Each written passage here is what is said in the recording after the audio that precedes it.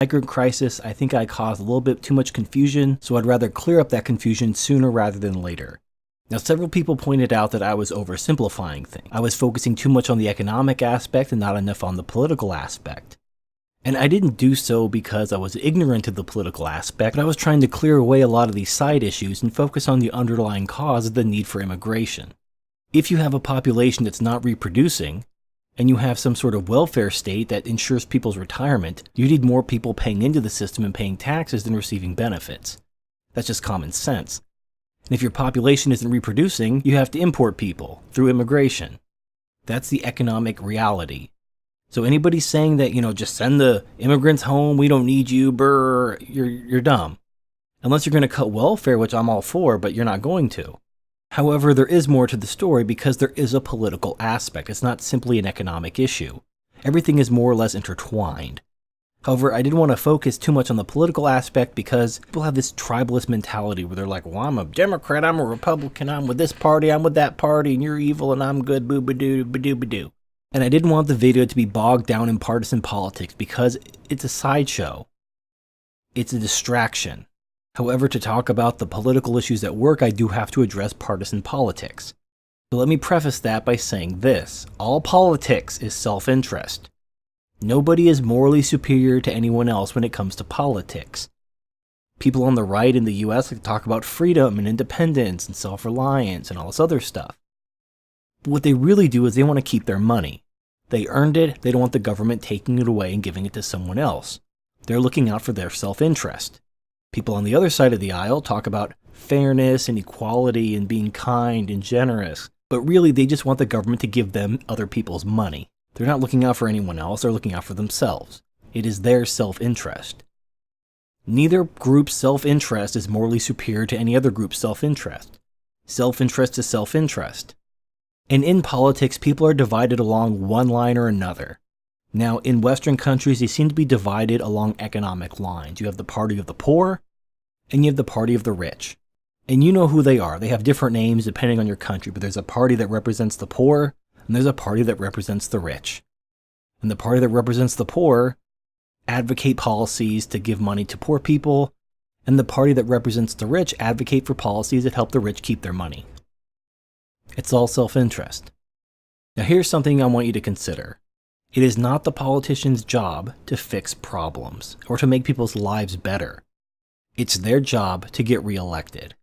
If I'm a party that represents poor people, the way I get reelected is to create blank poor people. And the options are more or less. The answer is more. If you're the party of poor people, you stay in power by creating more poor people. If you're the party of rich people, you stay in power by creating more rich people. And when you look at the policies of the party of the poor, they create more poor people. That is their purpose. They're not designed to make poor people's lives better, they're designed to create more poor people. That's how they stay in power.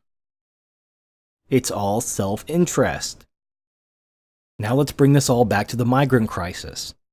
While countries do need immigration if they're not reproducing enough, the politicians can favor one region or one country or one race or one ethnicity over another. And this is where we have the political aspect. Europe could just as easily import white Eastern Europeans, Indians, Chinese, other Asians. They don't have to import from the Middle East. But why? Why do they import from the Middle East? And in America, why do we import illiterate Hispanics when we could be importing people from Eastern Europe or India or China or whatever?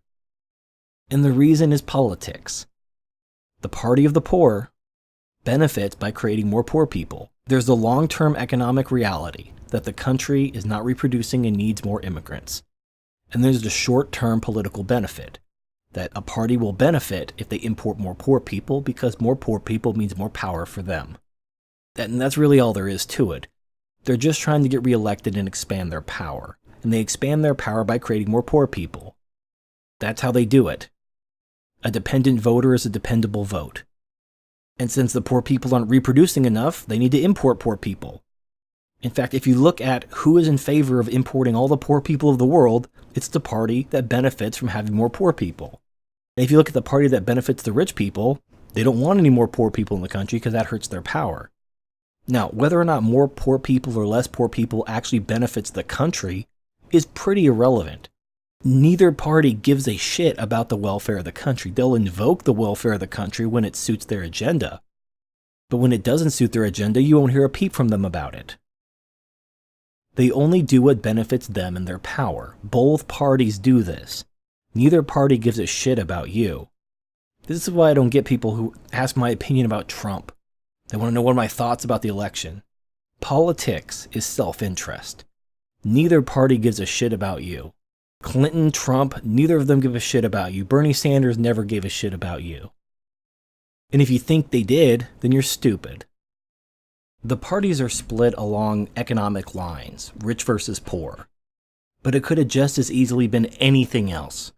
In other countries, you have political lines drawn racially. This race votes against this race. Or this party advocates for the rights of this race, and this party advocates for the rights of that race.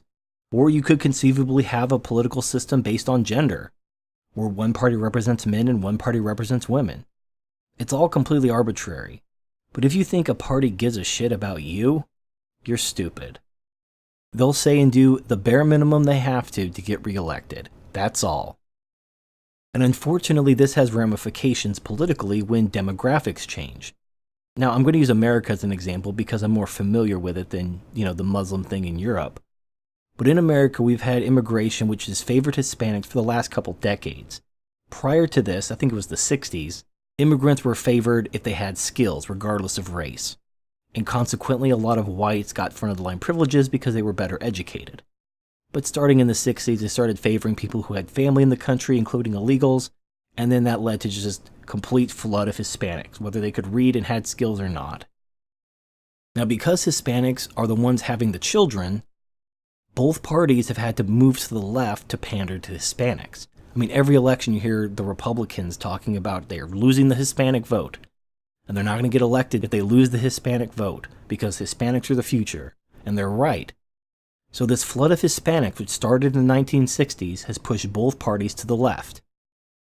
So the Democrats can be even more left-wing than they ever were, and the Republicans have been pushed to the left as well to remain relevant, because the Hispanics are the ones having the kids. They're the demographic that's growing.